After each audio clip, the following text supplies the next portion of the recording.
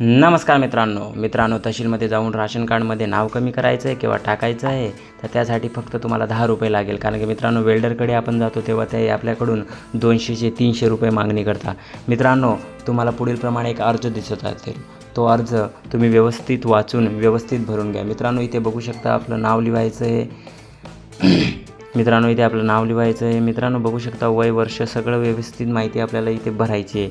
बघा इथे रेटिंगमध्ये आपल्याला इथे नाव टाकायचं आहे, इथे आपलं गाव टाकायचं आहे मित्रांनो. आणि ज्याचं नाव कमी करायचं आहे त्याचं नाव इथे टाकायचं आहे. मित्रांनो हे फॉर्म भरल्यानंतर आपल्याला तिथे राशन ऑफिसमध्ये जाऊन साहेबांची सही घ्यायची व त्याच्यानंतर आपल्याला एक छोटीशी खालती दिसत असेल ही पोचपावती आपल्याला भेटेल. म्हणजे हा आपल्याकडे सबूत असेल की आपण नाव कमी केलेलं आहे आणि 4-5 दिवसात हे ऑनलाईनमध्ये पण नाव कमी होऊन जाईल. अशाच व्हिडिओसाठी लाईक सबस्क्राईब कमेंट करायला अजिबात विसरू नका. धन्यवाद मित्रांनो.